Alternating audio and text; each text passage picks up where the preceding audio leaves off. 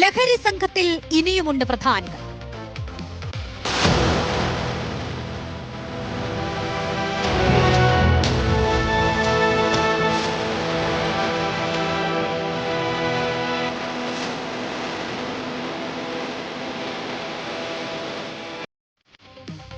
വടകര ലഹരി കേസിൽ കൂടുതൽ പേർ നിരീക്ഷണത്തിൽ. അറസ്റ്റിലായ അധ്യാപകരുടെ സുഹൃത്തുക്കളെ കേന്ദ്രീകരിച്ചാണ് അന്വേഷണം.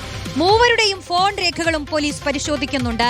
അഭിജിത്ത് മുഴക്കുന്നു നൽകും കൂടുതൽ വിശദാംശങ്ങൾ. അഭിജിത്ത്, ഈ 3 പേർ തന്നെ സുഹൃത്തുക്കളാണ്. ഇവർക്കിനി ഇതുപോലെ എത്ര സുഹൃത്തുക്കളുണ്ടെന്ന് അറിയണം. അതിനുള്ള അന്വേഷണം നടക്കുന്നുണ്ട്. മറ്റൊന്ന്, വലിയ ലഹരി മാഫിയ സംഘമാണ്. ഈ ഇൻസ്റ്റഗ്രാം വഴിയൊക്കെ നടത്തിയിട്ടുള്ള ഇടപാടുകളാണ്. ശാസ്ത്രീയമായ തെളിവുകൾ ഒരുപാട് പോലീസിന് ഇതിനോടകം തന്നെ ലഭിച്ചിട്ടുണ്ട്. ഇനി തുടർന്നും കൂടുതൽ തെളിവുകൾ ലഭിക്കേണ്ടതുണ്ട്. ആർക്കൊക്കെ ഏതൊക്കെ തരത്തിലുള്ള പങ്കുണ്ടെന്ന് അറിയേണ്ടതുണ്ട്. വലിയൊരു ലഹരി സംഘത്തിലെ കണ്ണികളാണ് ഈ പിടിയിലായ 3 അധ്യാപികമാരും എന്നുള്ളതാണ് പോലീസിന്റെ കണ്ടെത്തൽ. അധ്യാപകരായതിനാൽ തന്നെ അതിനെ മറയാക്കിയായിരുന്നു ഇവരുടെ ലഹരി ഇടപാട്. ആദ്യം മംഗലാപുരത്ത് വെച്ചാണ് ഇവർ MDMA ഉപയോഗിക്കുന്നത്. അതിനുശേഷം ലഹരി സംഘങ്ങളുമായി കൂടുതൽ എടുത്തു, ലഹരി വിൽപ്പനക്കാരുമായി എടുത്തു.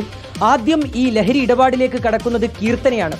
കീർത്തനയുടെ അക്കൗണ്ടിലേക്ക് പലരും ലഹരി ആവശ്യപ്പെട്ട് പണം അയച്ചു നൽകുന്നു. അങ്ങനെ കീർത്തന വഴിയാണ് കാവ്യയും ഈ നീഷ്മയും ഒക്കെ ഈ ലഹരി ഇടപാടിലേക്ക് കടക്കുകയും ചെയ്യുന്നത്. ഇതിന്റെ വഴി, ഇതിന്റെ രീതിയൊക്കെ നമ്മൾ നേരത്തെ സൂചിപ്പിച്ചിരുന്നതാണ്. ലഹരി ആവശ്യമുള്ളവർ ഇവരുടെ അക്കൗണ്ടിലേക്ക് പണം അയച്ചു നൽകും. അങ്ങനെ ഈ ലഹരി ഒളിപ്പിച്ചു വെച്ച സ്ഥലത്തിന്റെ ലൊക്കേഷൻ അത് ഇവർ ഷെയർ ചെയ്യുന്നു. അവിടെ മറ്റൊരു സംഘമാണ് ലഹരിയുമായി ഈ ആവശ്യക്കാരെ കാത്തിരിക്കുന്നുണ്ടാവുക. അങ്ങനെ ഈ ലഹരി ആവശ്യപ്പെട്ട് അയച്ച പണം, അങ്ങനെ ലക്ഷക്കണക്കിന് പണം ഇവരുടെ അക്കൗണ്ടുകളിലേക്ക് എത്തി എന്നുള്ളതാണ് പോലീസ് ഇപ്പോൾ കണ്ടെത്തിയിട്ടുള്ള കാര്യം. അതിൽ തന്നെ പണം ഒരു അക്കൗണ്ടിൽ അധികമായി കഴിഞ്ഞാൽ സംശയം തോന്നാതിരിക്കാൻ മറ്റ് അക്കൗണ്ടുകളിലേക്ക് ഇവർ മാറ്റിയിരുന്നു എന്നും കണ്ടെത്തിയിട്ടുണ്ട്. ആഡംബര ജീവിതത്തിനൊക്കെയായാണ് ഇവർ ഈ പണം ഉപയോഗിക്കുകയും ചെയ്തിട്ടുള്ളത്. ഏതായാലും കൂടുതൽ അന്വേഷണത്തിലേക്ക് പോലീസ് കടക്കുന്നു എന്നുള്ളതാണ്. ഇവർ പലപ്പോഴും ബംഗളൂരുവിലേക്കൊക്കെ യാത്ര ചെയ്തിട്ടുണ്ട്. അങ്ങനെ ഈ യാത്രയും ഒക്കെ പോലീസിന്റെ അന്വേഷണ പരിധിയിൽ വരികയും ചെയ്യുന്നുണ്ട്. കഴിഞ്ഞ ദിവസം തന്നെ BRCയിലെ അധ്യാപിക തന്നെ വ്യക്തമാക്കിയ ഒരു കാര്യം എന്നുള്ളത്, ഇവരൊരു ആഡംബര കാർ ഈ കാവ്യ വാങ്ങിയിട്ടുണ്ട്. അത് ആദ്യം തൻ്റെ സഹോദരൻ്റെ കാറാണ് എന്നൊക്കെയുള്ളതാണ് കാവ്യ വ്യക്തമാക്കിയ കാര്യം. പക്ഷേ അങ്ങനെയല്ല. ഒരു പക്ഷേ ഈ ലഹരി ഇടപാട് വഴി ലഭിച്ച പണമാണ് ഈ കാർ വാങ്ങുന്നതിലേക്കൊക്കെ ഈ കാവ്യ ഉപയോഗപ്പെടുത്തിയത് എന്നുള്ളൊരു സംശയം പോലീസിനുണ്ട്. അങ്ങനെ ഇവരുടെ പിന്നാമ്പുറങ്ങളിലേക്ക് കൂടി, ഇവരുടെ ഇടപാടുകളിലേക്ക് കൂടി പോലീസ് നിലവിലേതായാലും കടക്കുന്നുണ്ട്.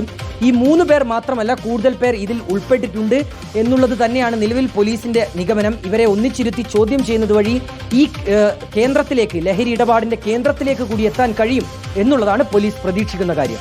യെസ്.